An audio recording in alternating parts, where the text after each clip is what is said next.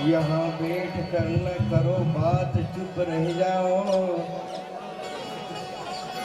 याद रह जाएगी आज की कथा, करीब आ जाओ।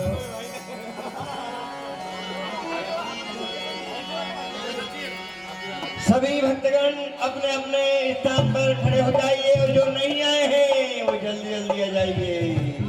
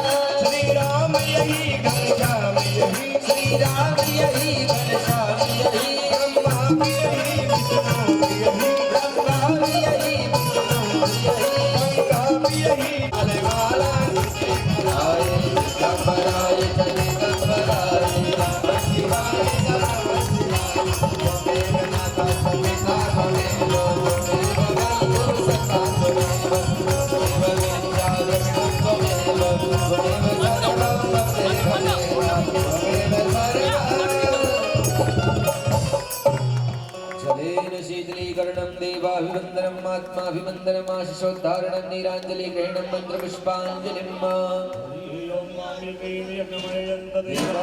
कर्माणि प्रथमान्यासन्नादे अनागं महिमानः सचन्दयत्रपूर्वैः साध्याः सन्ति देवाः ॐ राजाधिराजाय प्रसय्य साहिने नमो वयं वै श्रवणाय कुर्महे समे कामानि कामकामाय मह्यं कामेश्वरो वै श्रवणं ददातु कुबेराय वै श्रवणाय ॐ महाराजाय नमः ॐ स्वस्ति साम्राज्यं रोज्यं स्वराज्यं वैराज्यं पारमेष्ट्यं राज्यं महाराज्यमाधिपत्यमयं समन्तपर्याये सार्वभौमः सार्वायुषयान्तार्धात्परार्धात् प्रतिभ्यै समुद्रपर्यन्ताय एकराडिपीतदप्रेषसलोको विगितो मरुतः परिवेष्टारो मरुतस्यावसङ्ग्रहे आविच्यतस्य कामप्रभैर्विश्वे देवा सभासदैतिम् ॐ एकदन्ताय विद्महे वक्रतुण्डाय धीमहि तन्नो दन्ती प्रचोदयात् कात्यायन्यै च विद्महे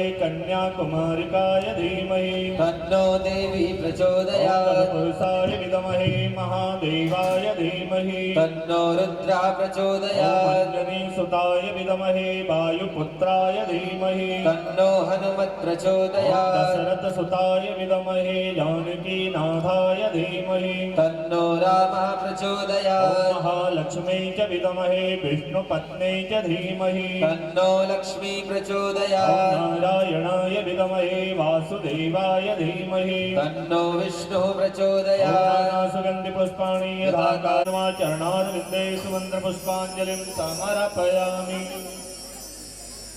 बोलिए वृंदावन बिहारी लाल की जय हो। खेड़ापति हनुमान जी महाराज की जय हो। बड़े वो दीपक की थाली उठा लो बेटा, शंकर जी दीपक की थाली बेटा वहाँ दो दे रहे हैं क्या? हाँ दूसरी जगह रख दो, साइड में ये बता।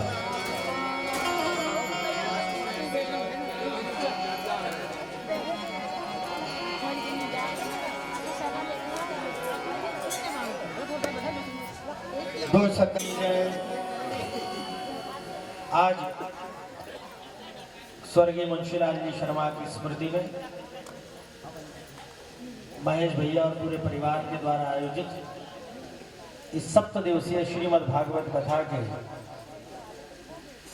प्रवचन के अवसर पर उपस्थित व्यास गादी पर विराजित हमारे क्षेत्र के तरुण आचार्य जो युवा संत हैं, भगवत प्रवचनकार हैं, पंडित अशोक चौबे जी काकरिया के निवासी, उनके साथ निरंतर नारायण नारायण का उद्घोष करते हुए अर्जुन के मन में जब विषाद आया, जब उसे लगा कि मुझे उन लोगों के विरुद्ध युद्ध करना है जो मेरे रिश्तेदार हैं, जिनके साथ मैं बचपन में खेला हूं, जिनकी गोद में मुझे लालन पालन मिला है, जिन माताओं ने मेरा सत्कार किया है, जिन माताओं ने मुझे पाला है, उनकी गोद कैसे सुनी करूं, जिन बहुओं को सौभाग्य कांक्षिणी के रूप में हमने देखा है, तो उसके मन में बहुत कष्ट हुआ कि मैं अपने परिजनों के विरुद्ध कैसे युद्ध करूं, उन लोगों को कैसे मारूं जो मेरे कुल के हैं। तो वो रथ के अंदर धनुष बाण रखकर और बैठ गए। उस मोहग्रस्त अर्जुन को आत्मा के स्वभाव के बारे में परिचित कराना, आत्मा अजर अमर है, मनुष्य की देह नाशवान है, और जिन्हें तुम मार रहे हो इन्हें मारना नियति है, इनके भाग्य में ये परिणाम लिखे हैं, ये सब बताने का काम किसी ने किया तो चक्रधारी भगवान सुदर्शनधारी श्री कृष्ण जी ने किया। और इसलिए जिस कथा से अर्जुन का मोह दूर हो सकता है, उस कथा को सुनने से इन भक्तों के कष्ट कैसे दूर नहीं होंगे। इसलिए विचार करिए, कथाएं बहुत मुश्किल से मिलती हैं, और योग्य कथाकार यदि मिल जाए जो कथा को, क्योंकि कथा कभी बूढ़ी नहीं होती, कथा नित्य निरंतर चेतन रहती है, काल परिस्थितियां बदलती रहती हैं, पात्र बदलते रहते हैं, लेकिन मनुष्य के लिए कथा हर समय अनुकरणीय है। ये इस भागवत कथा से हमको सुनना चाहिए।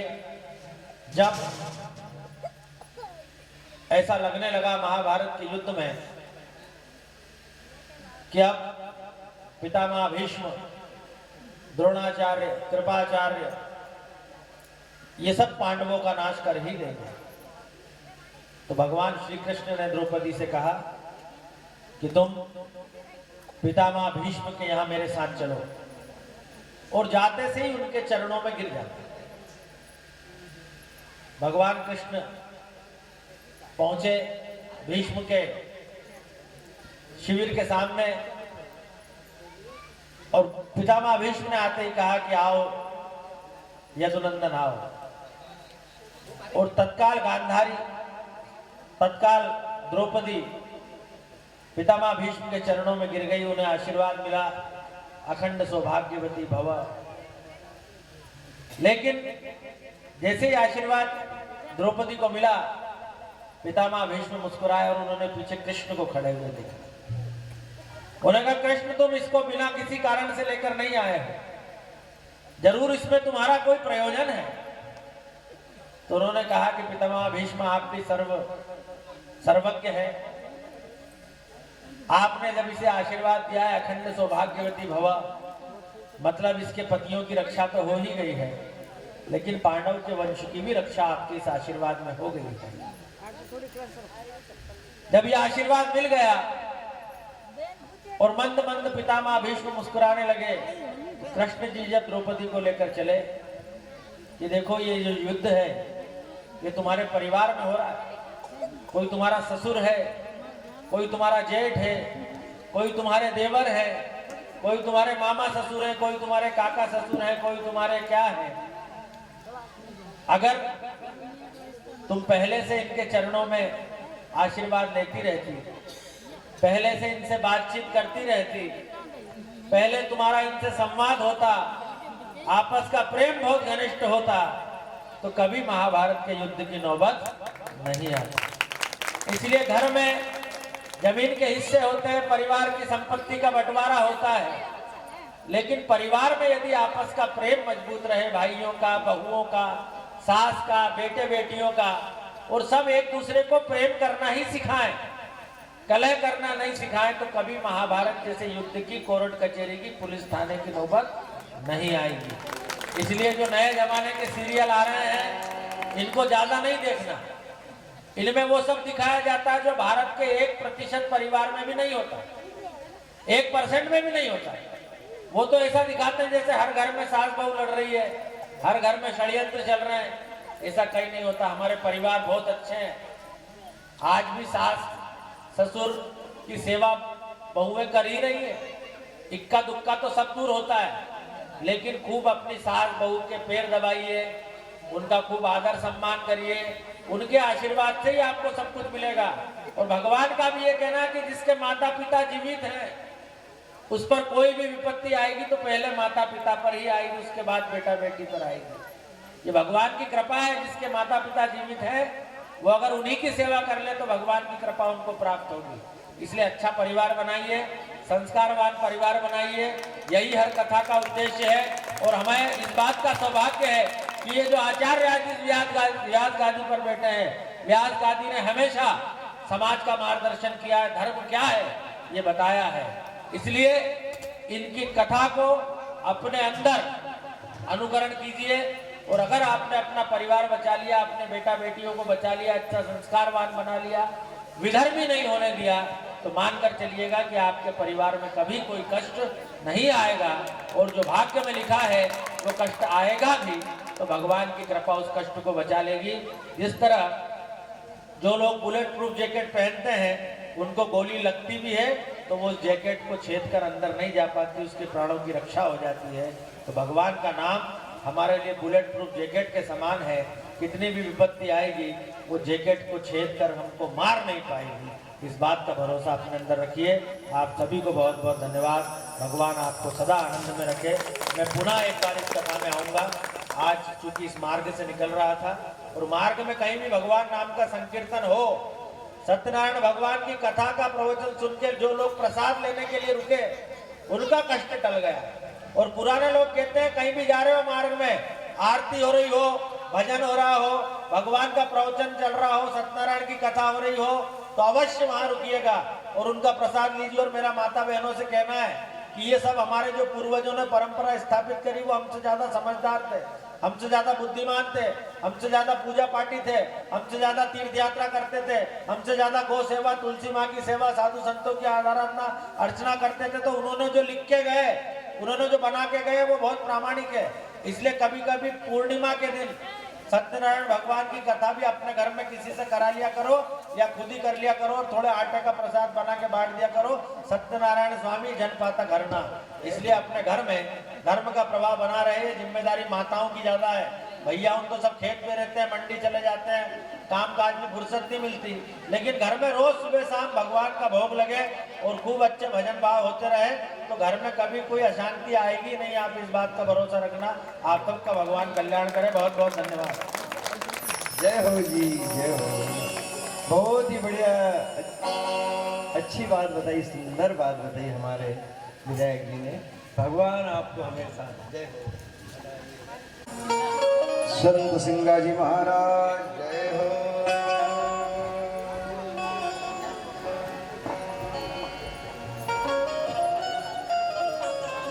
बहुत ही बढ़िया। संत सुखरामदास जी महाराज की जय हो। महाराज की जय हो। मैया की जय हो। स्थान देवता की जय हो। रानी सती मात की जय हो। स्थान देवता की, ग्राम देवता की जय हो। अपने अपने माता पिता गुरु गोविंद की जय हो। जय जय श्री राधे, जय जय श्री राधे, जय जय श्री राधे।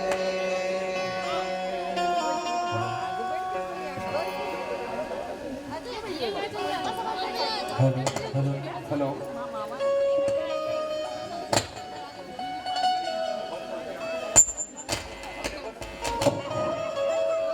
हेलो।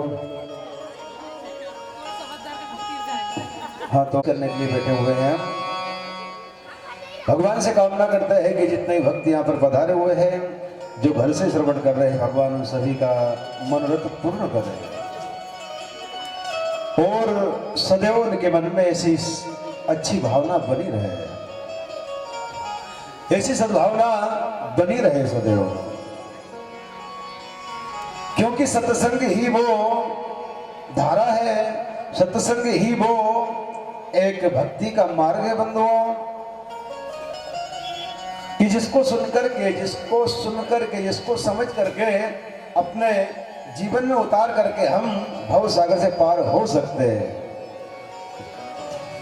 कहा है संतों ने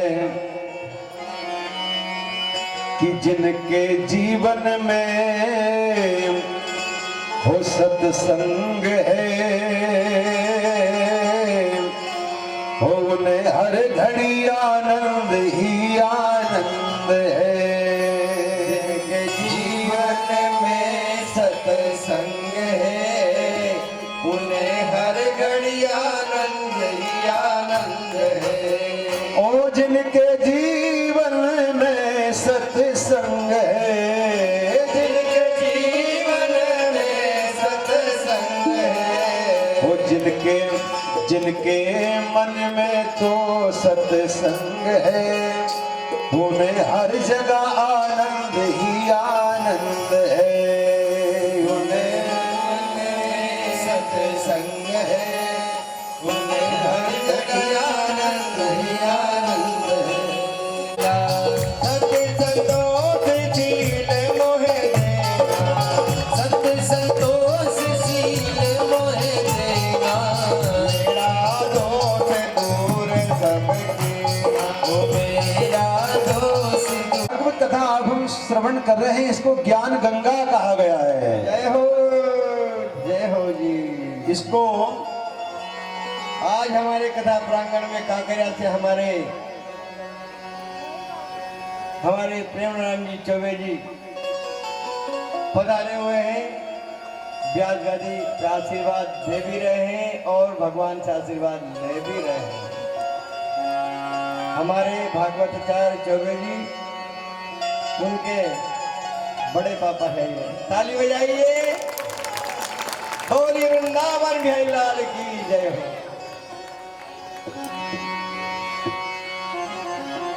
देखिए, जय हो। आप सभी गांव वासियों का, पूरी जाट समाज का, पूरे गांव के लोगों का बहुत अच्छा सहयोग है हमारे मास्टर साहब शर्मा जी के यहाँ पर। और जो ये शर्मा जी के घर पर जो ये भागवत ज्ञान गंगा का उत्सव चल रहा है, यहाँ पर कितने सहयोग है। बट वृक्ष, बड़ के पेड़ के नीचे बैठ करके, उसकी छांव में बैठ करके कथा सुनने का बहुत पुण्य मिलता है। ध्यान रखें इस बात का। सुखताल, जिस कथा को सबसे पहले सुखदेव जी ने राजा परीक्षित को सुनाई, उस तीर्थ का नाम है सुखताल। और सुखताल में बहुत बड़ा बड़ का पेड़ है और बहुत उस बड़ के पेड़ के नीचे नित्य रोज कथा चलती है, रोज भागवत कथा चलती है। वही संयोग हमको हमारे मास्टर साहब के घर पर भी सुनने को, देखने को मिल रहा है। ये संयोग की बात है ये। और आप सब बड़ी श्रद्धा से यहाँ पर विराजमान है और हनुमान जी हमारे समक्ष इसी भूमि पर विराजमान है, जो भगवान के बहुत अच्छे कथा के श्रोता है। ऐसे सुखदेव जी महाराज ज्ञान गंगा जी के तट पर अब बैठकर कथा सुन रहे हैं। वैसे आप हम सब भी ये कथा का रसपान श्रवण कर रहे हैं। बोले वृंदावन बिहारी लाल की जय हो। अपने इस शरीर को, इस आत्मा को पवित्र करने के लिए सही भगवान का कुछ देर कीर्तन करेंगे। साथ साथ बोले, क्योंकि जिह्वा से नाम बोलते हैं तो हमारी आत्मा पवित्र होती है। एक एक नाम अनमोल है। ये सभी साथ साथ बोलते जाए और सभी ताली की सेवा करते जाएंगे।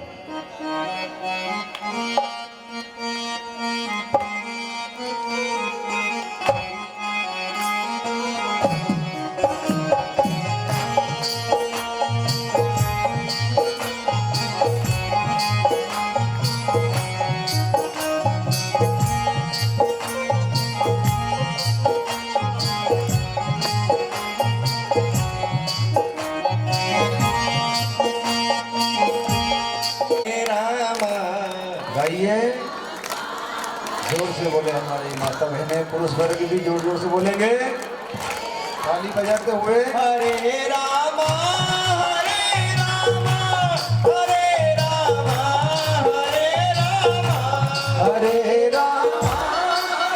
राम हरे राम। कोतमीर गांव है, संगीत का कलाकार गांव है, बहुत अच्छे। हरे राम हरे राम।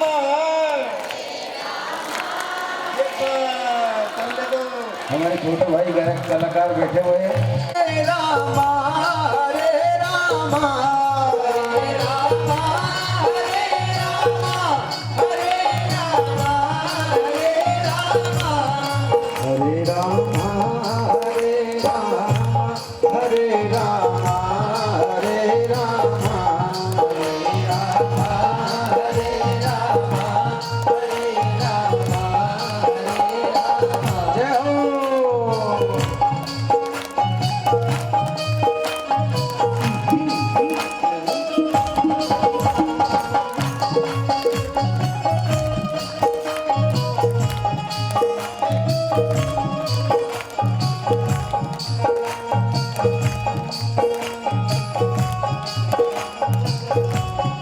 हरे राम हरे राम हरे राम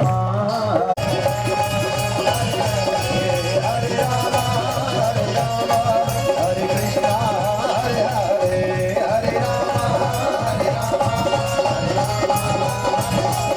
हरे मुरारी।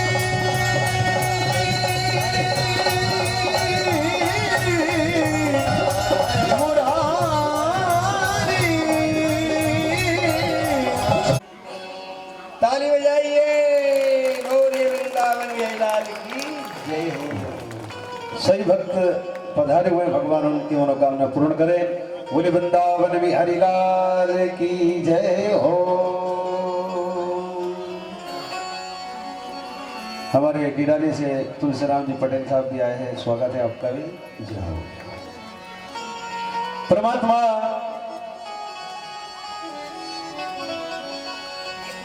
जय हो। इधर यहाँ पर वही बैठे हैं जो साउंड व्यवस्था को चला रहे हैं, ज्यादा नहीं बैठे क्योंकि इतनी बटन नहीं है जितना तुम बैठे हो, इतने में बटन ही नहीं जितना तुम बैठ गए। तो इधर आगे आके बैठा बैठा एक अपने पड़ोसी राज्य के राजा की पुत्री सुरुचि के साथ राजा उत्तानपाद एक विवाह और कर लेते हैं। ध्यान रहे उत्तानपाद कौन है, सही भक्त ध्यान दे। संसार का हर जीव मात्र उत्तानपाद है, आप हम सब उत्तानपाद है। हर जीव आत्मा को उत्तानपाद क्यों कहा गया? क्योंकि जिस समय ये जीव मां के गर्भ में रहता है तो इसको 9 माह तक उल्टा लटका हुआ रहना पड़ता है, इसलिए उत्तानपाद कहा गया है हर जीव मात्र को। आज भी जब भी कोई बालक मस्ती करता है तो बालक के माता पिता कहते बेटा देख ज्यादा मस्ती मत कर, जरा ठीक से चल नहीं तो उल्टा लटका दूंगा, कहते हैं माता पिता। वैसे ही वो परमात्मा, वो सारे जगत का पिता भी हर एक इंसान से कहता देख तू संसार में गया तो है, लेकिन अगर तू भटक गया तो एक बार उल्टा नहीं 84 लाख बार उल्टा लटकाऊंगा तुझको गर्भ में, 84 लाख बार उल्टा लटकना पड़ेगा तुझको। जय हो। और हर जीव उत्तानपाद की 2 प्रकार की बुद्धियां हैं हर इंसान के अंदर, एक तो मनमाना काम करने वाली है और एक नीति से काम करने वाली है। कोई कितना भी बुरा इंसान भी होगा तो भी उसके अंदर एक आत्मा, एक मन उसके अंदर अच्छा जरूर है, वो ये सोचता जरूर है कि मैं गलत कर रहा हूं, परंतु ज्यादा चलती किसकी है? बुराई की, पाप की उसके अंदर चलती है ज्यादा। एक मन तो के गांजा छोड़ दूं पर आज पी फिर कल से छोड़ दूंगा। जो मैं कर रहा हूं गलत कर रहा हूं, यानी हर इंसान के अंदर 2 प्रकार की बुद्धि हर इंसान के अंदर दी है भगवान ने। बुरा अगर कोई करता है तो उसके एक आत्मा रोकती नहीं बेट भैया तू गलत कर रहा है, ऐसा मत कर, परंतु मन और प्रारब्ध के कर्म और इस जन्म में इस लोग यहां संसार में आकर के कैसे लोगों की संगति की उसका असर भी तो होगा आपके ऊपर। इसलिए कहा अच्छे लोगों की संगति करना चाहिए जीवन में, सदैव अच्छे लोगों की संगति। और हर इंसान इतना जानता है कि मैं कैसे इंसान की संगति कर रहा हूं, ये कैसा है, अच्छा है या बुरा है, इतना ज्ञान भगवान ने हर इंसान को दिया है। दिया है नहीं दिया भैया? सबको दिया। और फिर भी इंसान अगर भटक जाए,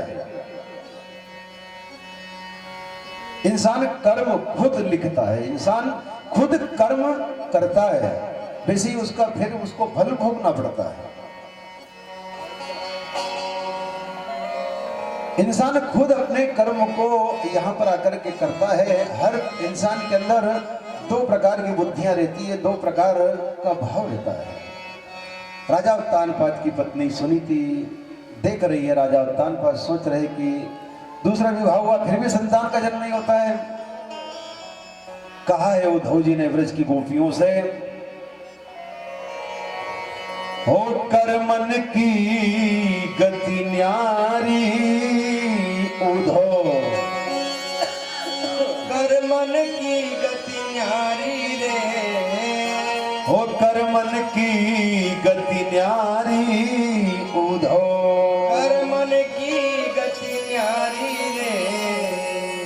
कैसा इंसान को कर्म का भोग भोगना पड़ता है। उज्ज्वल रूप दियो बुगिलाने,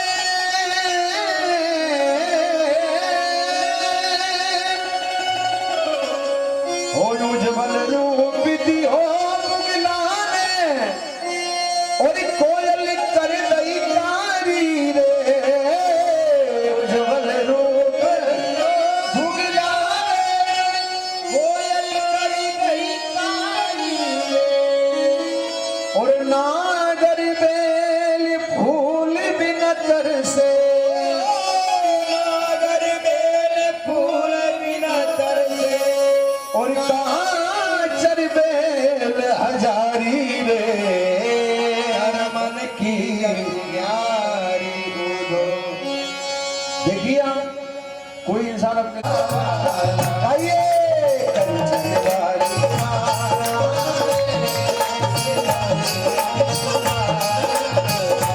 शादी की सेवा करे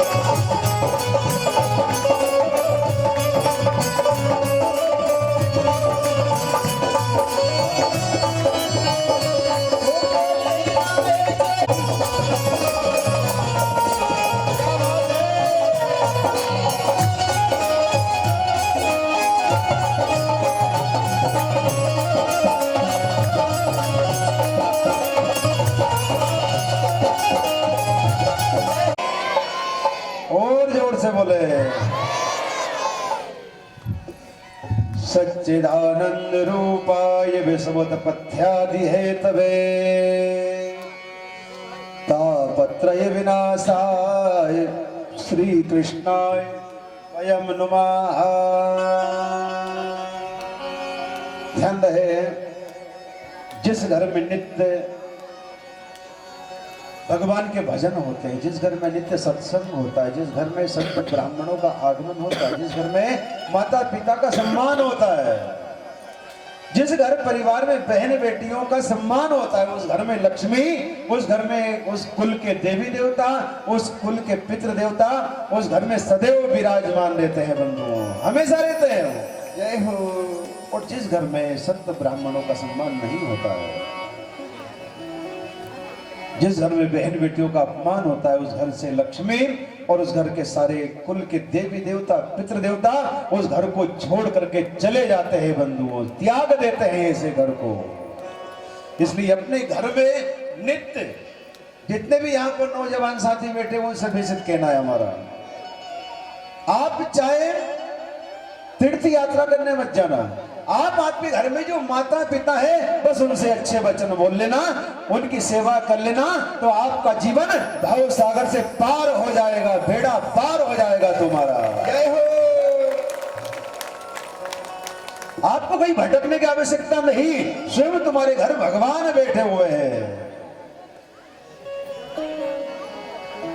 तीर्थ है माँ और पिता, माँ बाप सबसे बड़ा तीर्थ है, ध्यान रखें इस बात का।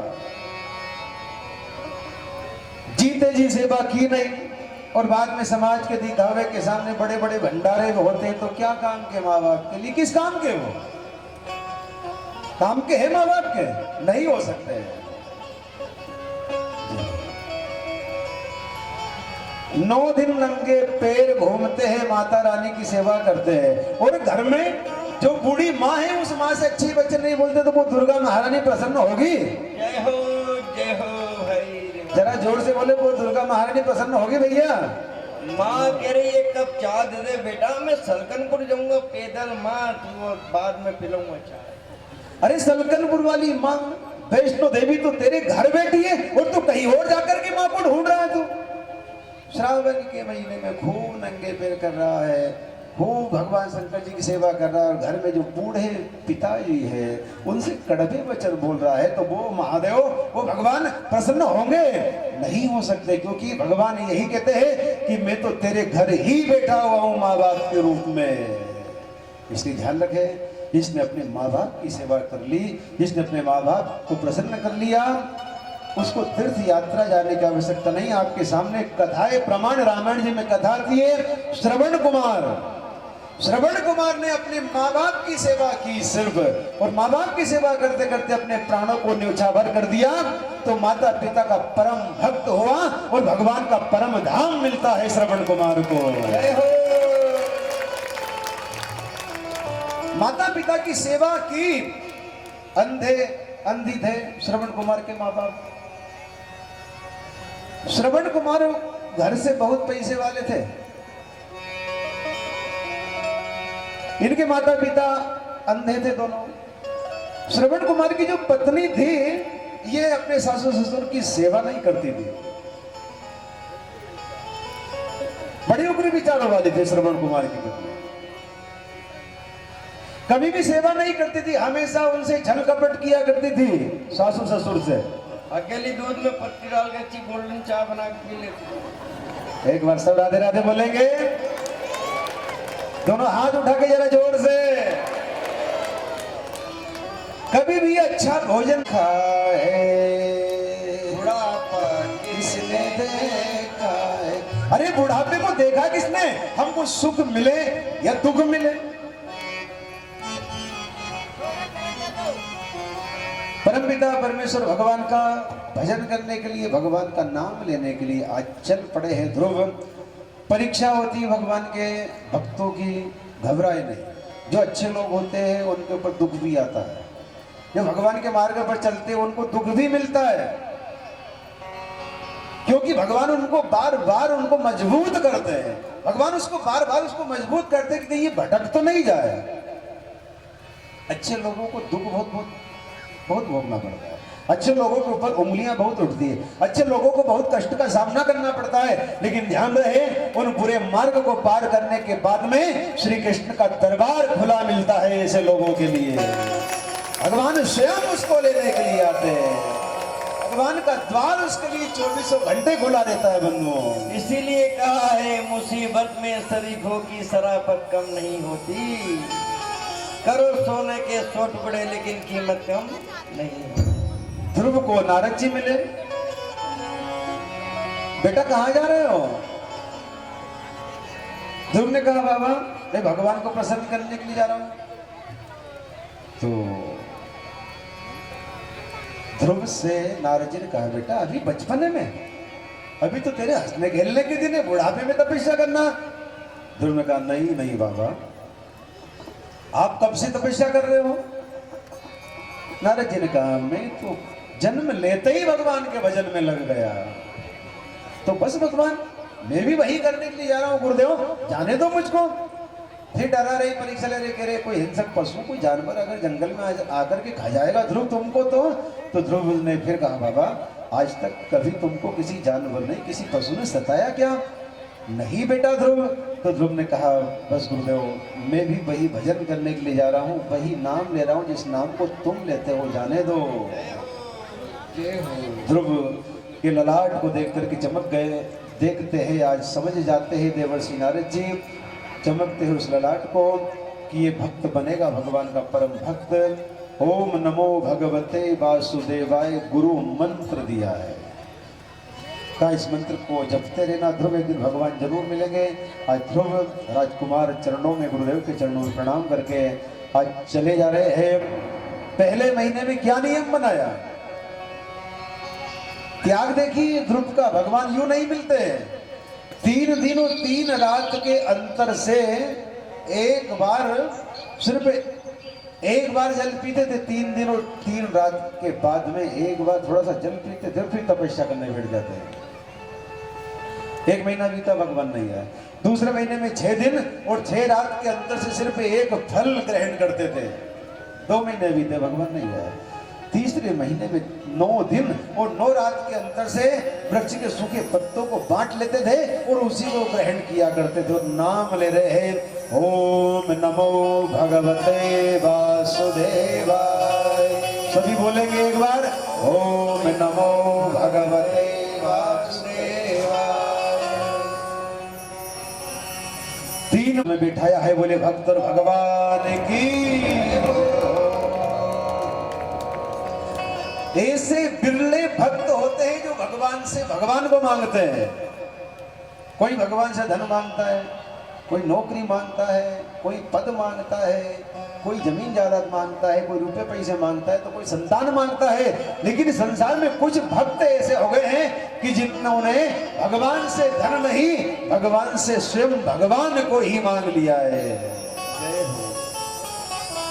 ध्यान रहे, जब भी कहीं भगवान के दरबार में जाए तो भगवान से भगवान को ही मांगे कि हे भगवान बस तेरा भजन मेरे मन में बसा रहे, मैं कभी तेरे नाम को भूलूं नहीं, क्योंकि जब जहां नारायण होंगे वहां लक्ष्मी तो दौड़ी चली आएगी। वहां तो जय हो, वहां बिना बुलाए भगवान चले आते हैं। सारी धन संपत्ति से युक्त रहता है इंसान, कभी कोई कमी नहीं आती जो भगवान के भजन में लगा रहता है। 6 महीने में भगवान ने आज दर्शन दिए। भगवान ने ध्रुव से कहा ध्रुव मांगो, क्या मांगना चाहते हो? तो ध्रुव ने कहा भगवान जब मैं आपकी गोद में बैठ गया, जब आपने मुझको गोद में ले ही लिया भगवान, तो सब कुछ जो तुम्हारा है वो सब कुछ मेरा ही तो है भगवान। जब गोद ले ही लिया तुमने, जब तुमने मुझको गोद में बैठा ही लिया, तो जो तुम्हारा है वो सब कुछ मेरा ही भगवान। मैं मांगूंगा तो हो सकता है कमी कर लूं मांगने में, कुछ नहीं चाहिए, बस तुम्हारी गोद में बैठा रहूं भगवान में। ऐसे परम पिता परमेश्वर भगवान ने आज आशीर्वाद दिया, वरदान दिया, कहा जाओ तुम्हारे माता पिता की सेवा करो।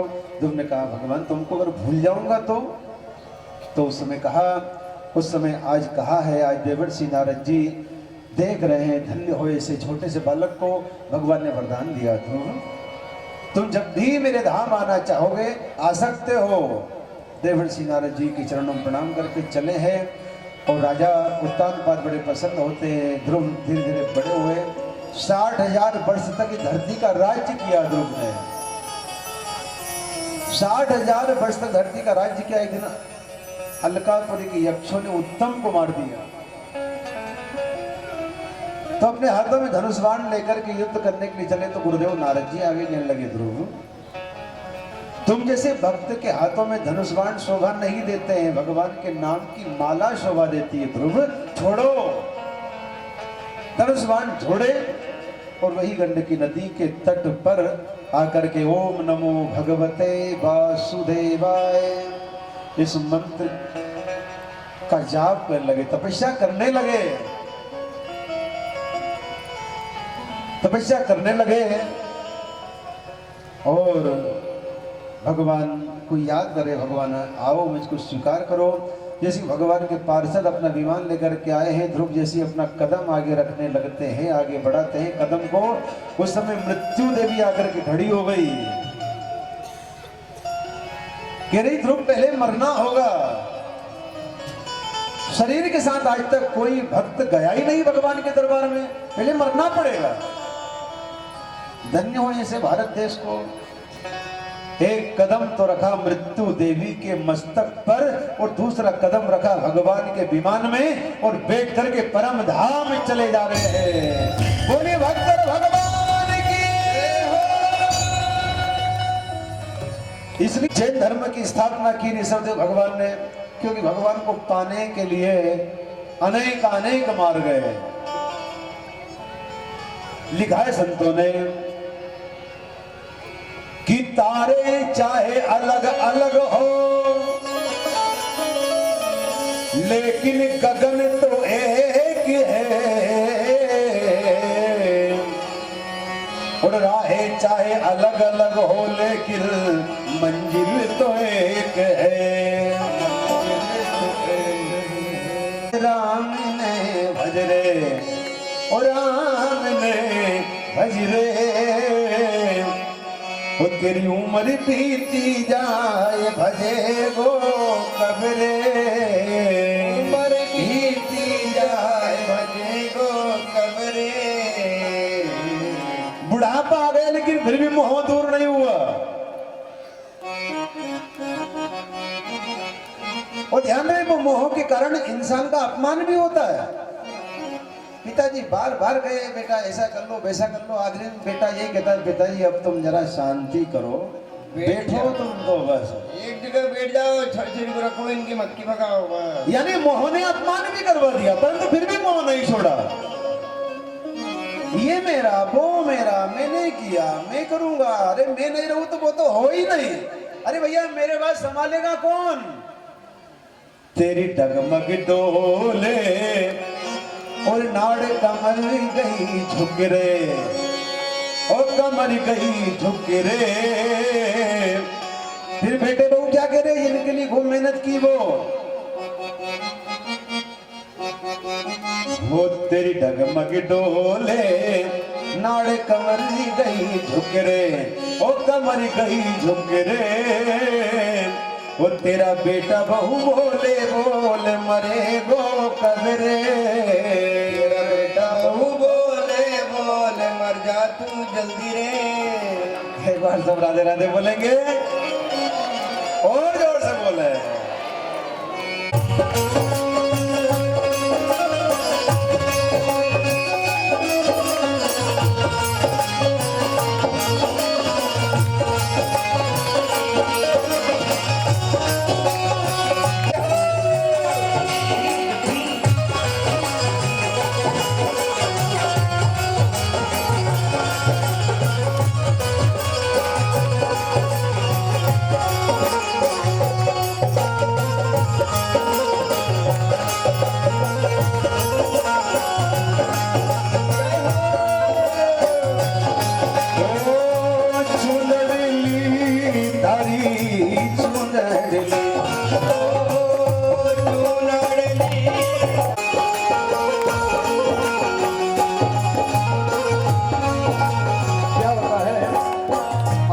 सो दिखे नहीं रे सुन सुने न दोनों कान।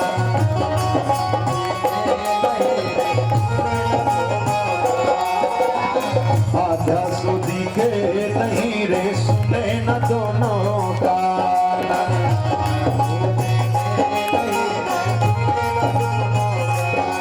ओ बिगड़ गई चुनरी निशान,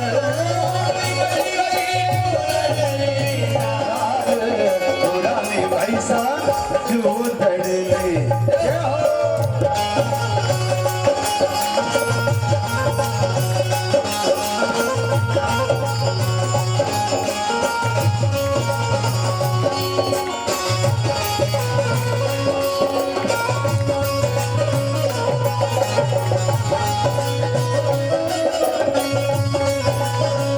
जय श्री राम।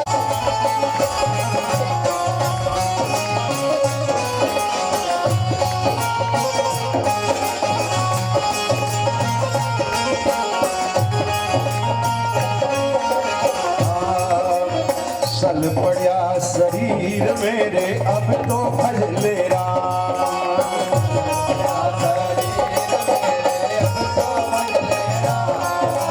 सल पड़ा शरीर मेरे अब तो भजले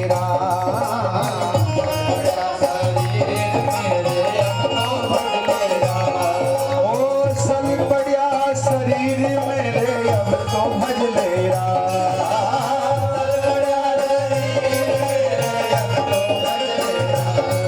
हे रंगी गुलाबी उड़ गयो रे, रंगे गुलाबी उड़ गयो रे। ओ बिगड़ गई हो,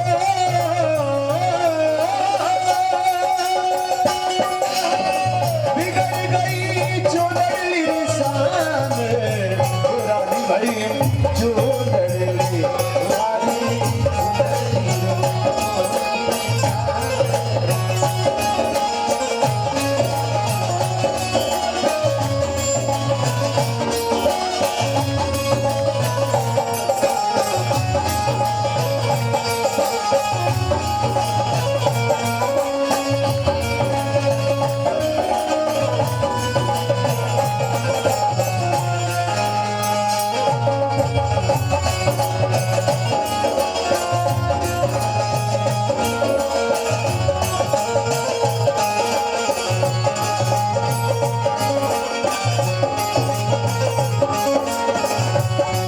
अरे सुध बुध भूलियो शरीर की रे थोड़ो भावे धार।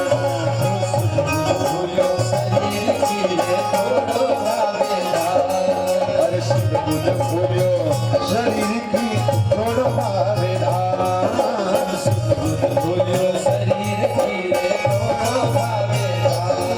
ओ सुध बुध भूलियो शरीर की रे थोड़ो भावे धार।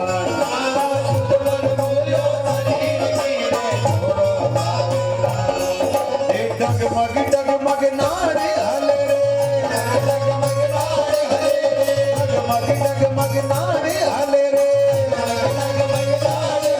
ओ जीवा से भज ले राम,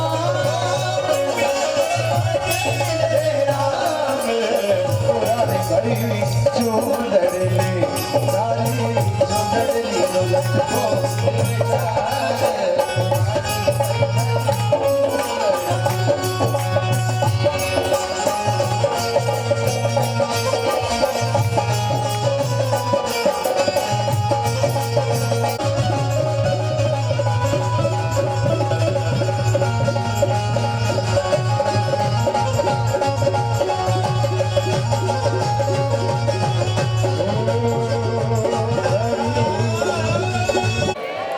और जोर से बोले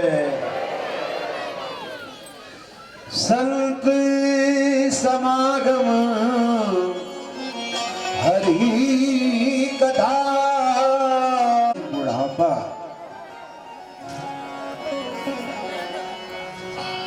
अरे बेरी जप ले रे हरि नाम,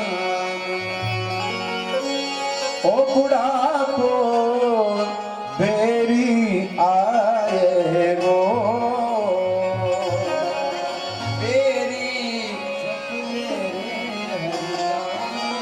बचपना कब बीत गया पता नहीं चला, जवानी भी कब बीत गई पता नहीं चला, और बुढ़ापे का बहुत कम समय रहता है, लेकिन फिर भी पहाड़ के समान लगते हैं वो दिन, क्योंकि बुढ़ापा आ गया है। और उस बुढ़ापे में अगर सुख अगर पाना है तो ध्यान रहे, हर जगह कथा में यही कहते हैं कि अपने बुजुर्ग, अपने माता पिता, अपने दादा दादी की सेवा कर लेना। अगर बुढ़ापे का जीवन अगर सुख में अगर बिताना है तो, नहीं तो भटकना पड़ेगा, जीवन भर पछताना पड़ेगा तुझको।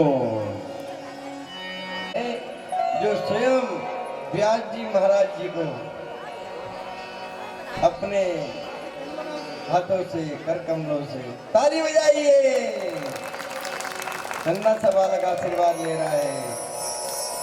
बहुत बड़ा अफसर बनेगा आगे चल के, माता पिता का नाम कयाधु पूजन करती है हिरण्यकश्यप की। हिरण्यकश्यप बैठा है वृक्ष के नीचे, और वृक्ष के नीचे बैठ करके ये कह रहा है, ओम ब्रह्मणे नमः। बृहस्पति जी ने सोचा ये ना जाने क्या तपस्या करके ना जाने क्या मांग लेगा भगवान से, तो ये नीचे से कह रहा है ब्रह्मणे नमः, और बृहस्पति जी तोते का रूप बना करके कह रहे हैं श्रीमन नारायण नारायण नारायण। एक बार बोलेंगे सब, एक बार सब बोलेंगे श्रीमन नारायण नारायण नारायण। बोलिए। जो सब भट्ट वृक्ष के नीचे बैठे, जरा आपकी आवाज कम आ रही, जरा जोर से बोले। बहुत अच्छी जगह बैठे हो तुम, एक एक नाम लाख नाम के बराबर होगा तुम्हारा, इसलिए जरा जोर से बोले श्रीमन नारायण ओ भजमन नारायण। नारायण नारायण का नाम सुना, तपस्या में मन नहीं लगा। उठे बृहस्पति जी, फिर तोते का रूप बनाया। ये हिरण्यकश्यप सुबह से शाम तक वृक्ष जगह बदलता रहा, लेकिन तपस्या में मन नहीं लगने दिया। तो शाम को वापिस आ गया। कयाधु ने कहा, प्राणनाथ आप तो बड़े दिनों के लिए गए थे, जल्दी लौट करके वापिस कैसे आ गए तुम? तो कहा, मैं जिस वृक्ष के नीचे जाता और ब्रह्मा जी का नाम लेता, उस वृक्ष के ऊपर एक तोता आता और मेरे शत्रु नारायण का नाम लेता था। जिंदगी में पहली बार आज कयाधु ने हिरण्यकश्यप के मुंह से पहली बार भगवान का नाम सुना, धन्य हो गई, धन्य हो गई। आज भगवान का नाम सुना, आज तो सोचा जितना हो सके भगवान का नाम उच्चारण करवा ही लूं आज तो हिरण्यकश्यप से।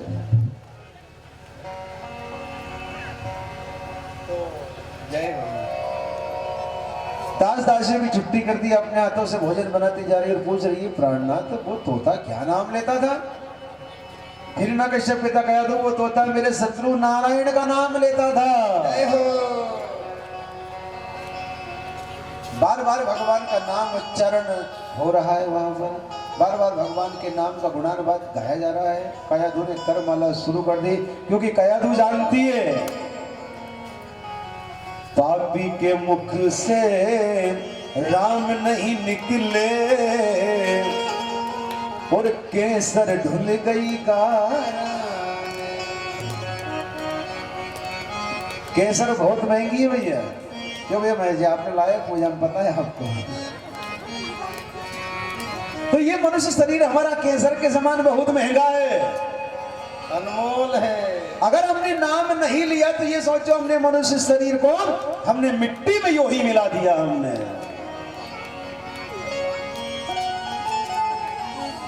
पापी के मुख से आज भगवान का नाम निकल रहा है, करमाला शुरू कर दी। अब चरणों को दबाते जा रही, फिर पूछ रही है, प्राणनाथ वो तोता क्या कहता था, मैं तो भूल ही गई। हिरण्यकश्यप क्रोध में आता कहता, कयाधु मैंने तुझसे एक बार नहीं 100 बार कह दिया, मेरे शत्रु नारायण का नाम लेता था वो। बस प्राणनाथ में भी यही चाहते थे कि तुम 100 बार भगवान का नाम ले लो, हो सकता है उद्धार हो जाए तुम्हारा। धीरे धीरे समय चक्र चलता गया। इधर हिरण्यकश्यप पहुंचा तपस्या करने के लिए, हजारों वर्ष बीते। इधर भगवान की कृपा जब होती है, हिरण्यकश्यप के घर कयाधु गर्भवती है। पता चला राक्षसों को कि कयाधु गर्भवती और भगवान का भक्त जन्म लेने वाला है, हरण कर लिया कयाधु का राक्षसों ने। लेकिन फिर भी वहां पर देवर्षि नारद जी जाते हैं और रक्षा करते हैं। इस कयाधु के यहाँ पर एक पुत्र का जन्म होता है, उसका नाम भक्त प्रहलाद रखा जाता है। हिरण्यकश्यप ने प्रसन्न किया भगवान को, ब्रह्मा जी प्रसन्न हुए, कह रहे मांगो वरदान, क्या मांगना चाहते हो? कहा भगवान अमर बना दो। हिरण्यकश्यप अमर तो बन नहीं सकते तुम, क्योंकि मृत्यु लोक में जन्म हुआ, और दूसरा वरदान मांगो कोई सा। तो एक साथ कितने वरदान मांग रहा है? ना तो नर से मरु, ना नारायण से, ना मैं अस्त्र से, ना शस्त्र से, ना मैं दिन में, ना रात में, ना मैं बाहर, ना भीतर, ना मैं ऊपर, ना नीचे। और आखिरी में ये कह दिया, ये 12 महीने में से किसी भी महीने में ही नहीं मरूं। यानी जीने के लिए पूरी तैयारी, मरना नहीं। वरदान में कोई कमी नहीं की मांगने में। भगवान ने भी कह दिया तथास्तु, क्योंकि ब्रह्मा जी जानते थे भगवान कोई ना कोई मार्ग ढूंढ ही लेंगे इसका नाश करने के लिए। तो आया, जहां जहां भगवान के मंदिर बने, मूर्तियों को खंडित करवाई, लोगों से कहा मेरी पूजा करो, मैं हूं भगवान। भगवान को झूठा बतला रहे हैं, जो कहना नहीं मानता उनको मृत्यु दंड दे देता है। वर्तमान समय में भैया 8-10 भगवान का जन्म तो हो ही गया। वर्तमान समय में जो चल रहा है इसमें ऐसे ऐसे घर भी है कि जहां भगवान की फोटो ही नहीं है भैया। ही पहले सब निकाल के ठंडी होगी। एक बार सब राधे राधे बोलेंगे, और जोर से बोले। ध्यान रही, जिस घर में भगवान का नाम नहीं लिया जाता है वो घर शमशान है। आपके सामने प्रमाण है। लंका जली थी,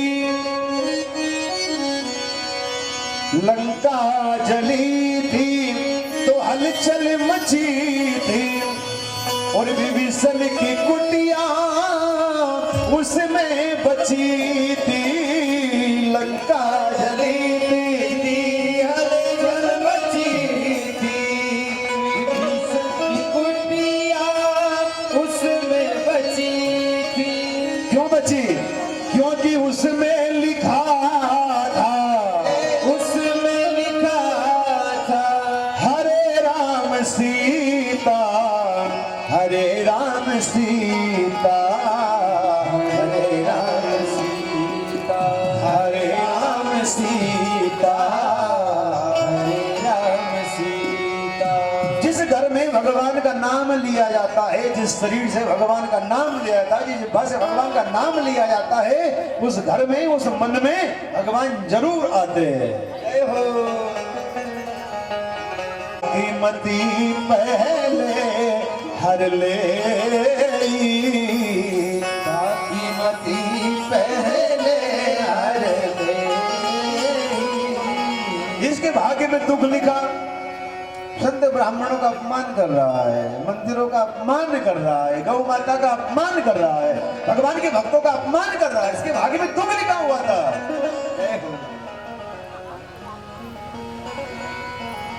और भक्त प्रहलाद के नाम का तेज देखिए, भक्ति का तेज देखिए, आप भक्ति का प्रताप देखिए। काल भी नाच रहा है।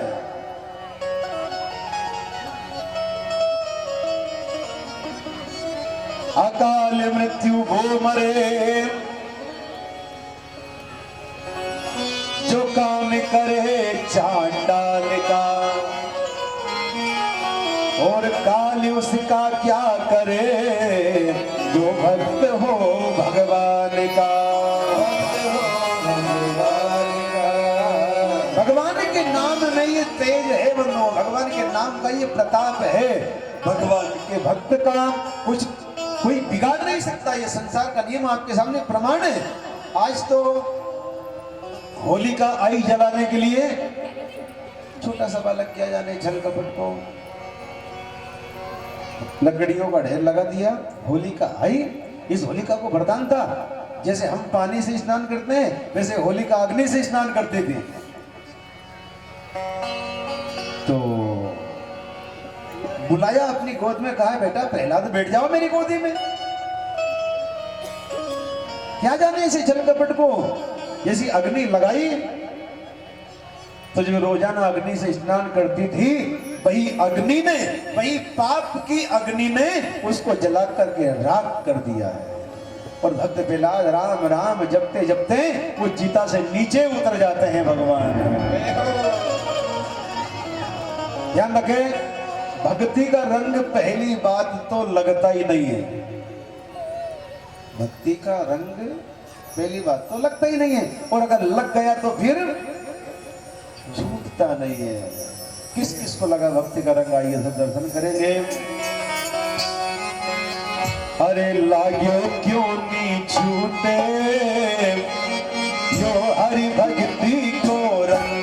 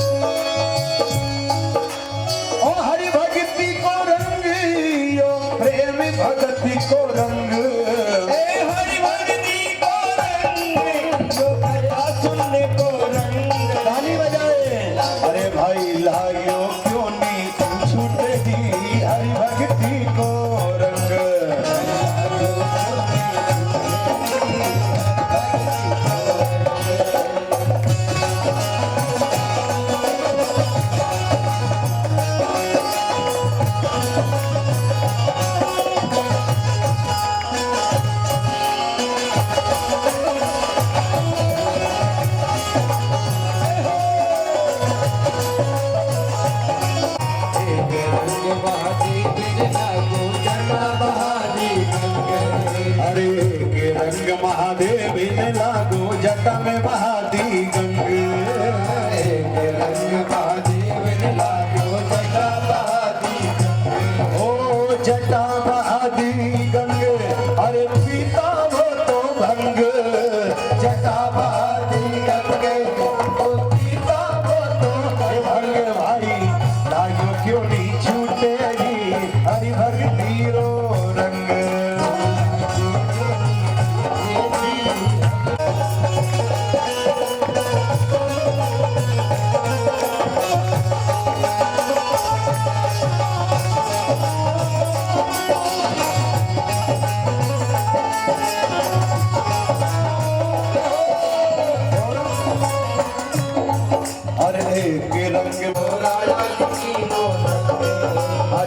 के रंग मीरा बाई ने लागो राणा जी की नो तंग। मीरा बाई ने लागो राणा जी की नो तंग। हर जहरी को प्यालो राणा ने भेजो नाचे संग रे भाई आयो क्यों नहीं छूटे हरि भक्ति रो रंग। ताली बजाए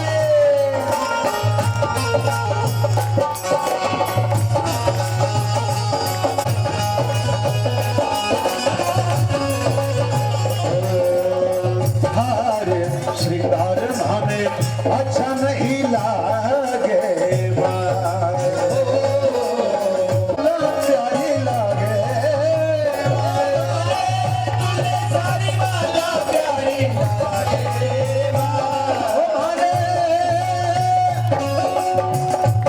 सारी माला प्यारी लागे राणा जी में मारो मारो कैसी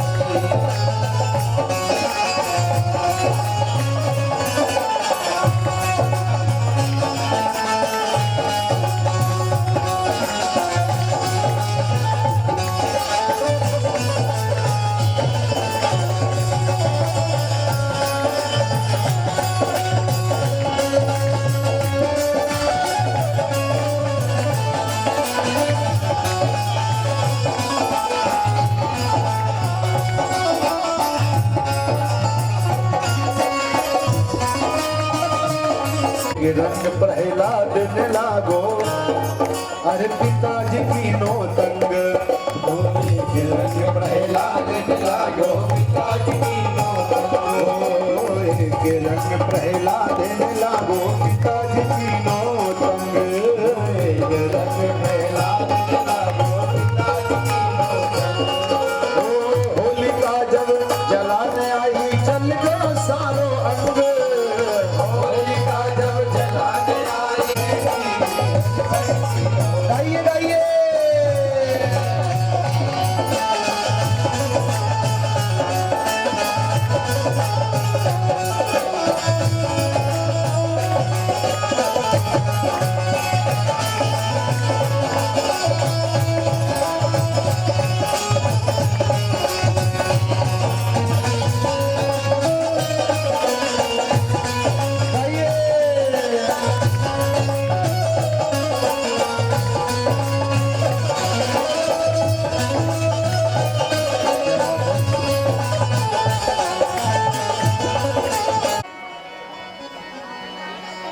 लेकिन भगवान के नाम का प्रताप देखिए, वो बिल्ली के बच्चों को भी भगवान ने बचा दिया उस भयंकर अग्नि की लपटों से, सिर्फ एक नाम के कारण, सिर्फ एक नाम के कारण। इसलिए तो कहा है राम से बड़ा राम का नाम, अंत में निकला ये परिणाम, राम से बड़ा राम का नाम। सोई वो जन मर्यादा समुद्र की कोई पार नहीं जा पाए, लेकिन कूद गए हनुमान उसी को, अरे कूद गए ओ हनुमान उसी को, लेके राम का नाम, राम से बड़ा राम का नाम। एक नाम के कारण उन बिल्ली के बच्चों की रक्षा देखी भक्त प्रहलाद ने, और लगन लग गई। अब तो एक दिन हिरण्यकश्यप ने पूछा, प्रहलाद तेरे भगवान कहाँ हैं? भक्त प्रहलाद ने कहा, पिताजी तुम तो ये पूछो मेरे भगवान कहाँ नहीं है, हर कण कण में है मेरे भगवान। बस हमारा भाव चाहिए देखने का, बस। कहा है संतों ने कि तेरे घट घट में झांकी ओ भगवान की, वो किसी सूझ वाली आंखों ने पहचान की। घट घट में झांकी भगवान की, किसी सूझ वाली आंखों ने पहचान की। जिसकी आंखों के ऊपर अभिमान का चश्मा होगा उसको भगवान नजर नहीं आएंगे। जिसकी आंखों के ऊपर क्रोध, लोभ का, अभिमान का, ईर्ष्या का, बुराई का, छल कपट का, जिसकी आंखों के ऊपर पर्दा डाला होगा उसको भगवान नजर नहीं आएंगे। भक्त प्रहलाद को तो कण कण में दिखाई देते थे भगवान। तो हिरण्यकश्यप ने कहा, प्रहलाद तेरे पिताजी क्या ये खंबे में भी, तेरे भगवान क्या इस खंबे में भी विराजमान है? हाँ, इसमें भी विराजमान है मेरे भगवान। खंबे को गर्म करवाया तो कहा इसके गले मिलकर के बताओ प्रहलाद। प्रहलाद जाने लगे। भगवान ने सोचा कि मेरा भक्त डर नहीं जाए, एक चींटियों की कतार चला दी। आज भक्त प्रहलाद दौड़ते दौड़ते गए उस खंभ में ही भगवान के दर्शन किए, चरणों में प्रणाम कर रहे हैं। हिरण्यकश्यप ने जो ही गदा का प्रहार किया उस खंभ में, तो उस खंभ को चीर करके भगवान नरसिंह रूप लेकर के प्रकट होते हैं। बोलिए नरसिंह भगवान की।